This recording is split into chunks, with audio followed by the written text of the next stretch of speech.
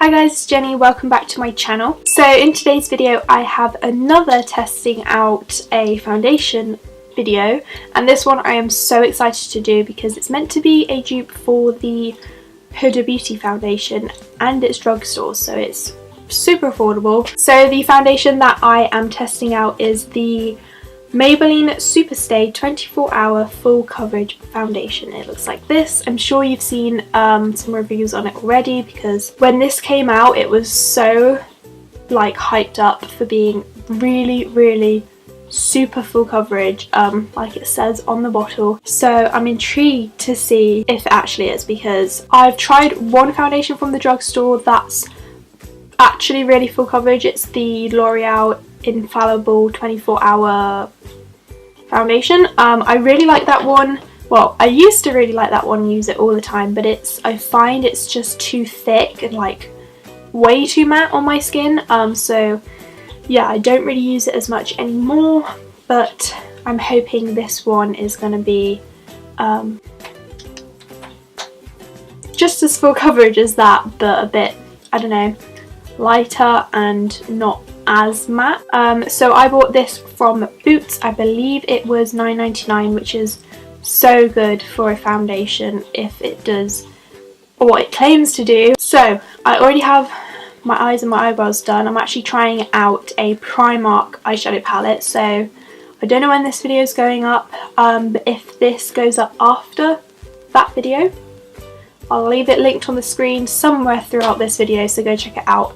But if it's not already out, subscribe to my channel so you don't miss that video. But before we start this review video, be sure to give this video a big thumbs up and subscribe to my channel if you haven't already, and let's just get on into the video. Okay, so I'm going to start off with priming my skin. I always prime before I put my foundation on, so I'm going to use the NYX Angel Veil primer. I got this the same time I got the foundation and I have absolutely been loving this primer. It is so good.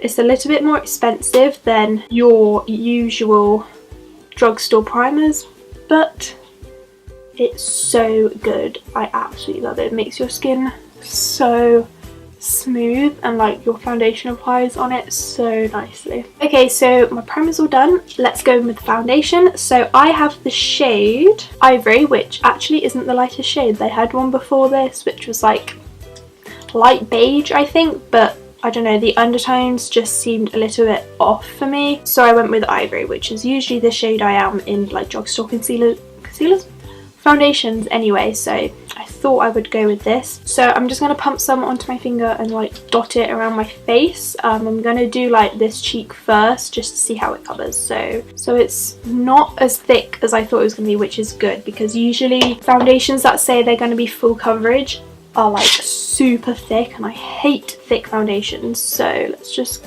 dot this around. Oh no.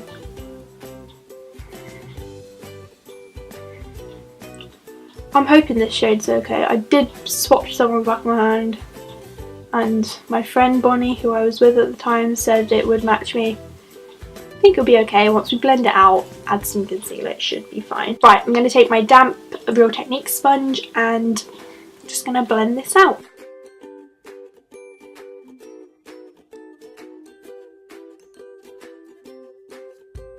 Okay, so that is that cheek done. On camera it doesn't really look like there's anything there, but it does look so nice in person. Like the finish of that just looks so nice. It's not super matte.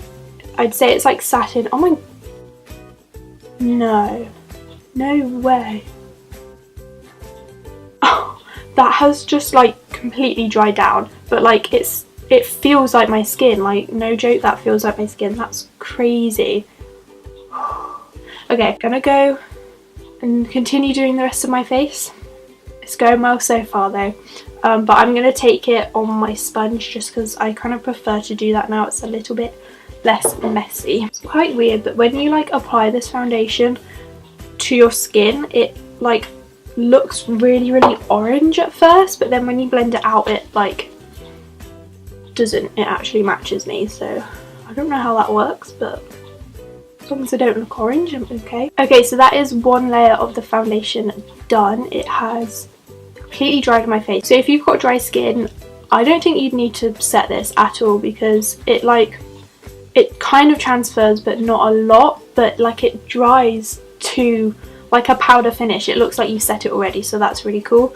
I like the coverage so far, and like if I was just using this on like a regular day, I would just leave it at this and just apply some concealer, but I'm gonna try and build up the coverage a little bit.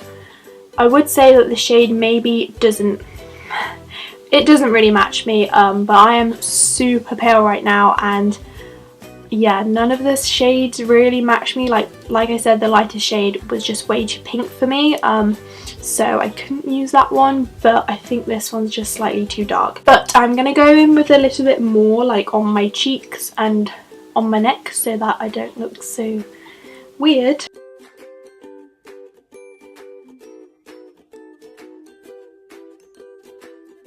Okay, so I'm gonna go ahead and apply my normal concealers that I always do, and yeah, get back to you after I've done that. Okay, so my concealer applied really nicely on top of that, just like normal. I definitely don't think that this is my shade. Like, even with my concealer under the eyes, I just look really like white under my eyes. And I definitely recommend blending this out like really thoroughly. You don't want to leave any spots that just like aren't blended, especially into your hairline, because it can look really orange, but maybe that's just because I've got the wrong shade, I don't know. Anyway, I'm gonna go ahead and finish off the rest of my face, and then I will get back to you with my final thoughts. Okay, so now that I've finished my face, I'm gonna give you my final thoughts on the foundation. So I actually kind of feel like this is a foundation you don't need to set with powder, which for me, I will always set foundations. Like, I just feel like everything applies way better on top of like a really set powder. Foundation, not powder, what? But I just feel like it looks really powdery, like especially in this area here. Like when I do that, you can't see this and you're not going to be able to, but when I do that, I don't know, it just looks really powdery, and I've never noticed this before, so it might do this with every foundation, but it does show my pores quite a bit, but I guess that's okay because I can just use like a pore filling primer.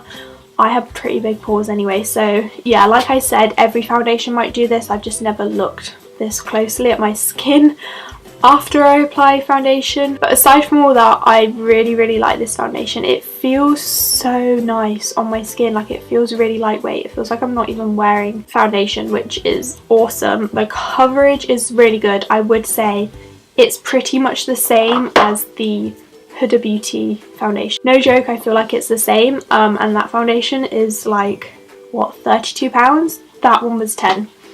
So yeah, I would recommend, if you're looking at buying the Huda Beauty foundation, maybe try out the Maybelline one. I know the shade range isn't the same. Huda Beauty's shade range is awesome. They have so many different shades, and you're pretty much guaranteed to find your shade with that foundation. The Maybelline one, you know, I could barely find my shade. So yeah, but if they have your shade in the Maybelline one, maybe try that one out first before the Huda Beauty one. I don't know. But with that all said, that is it for this video. I hope you guys enjoyed it. Be sure to give it a thumbs up if you haven't already, and subscribe to my channel down below. And yeah, I hope you're all having a lovely week, and I'll see you in my next video. Bye guys.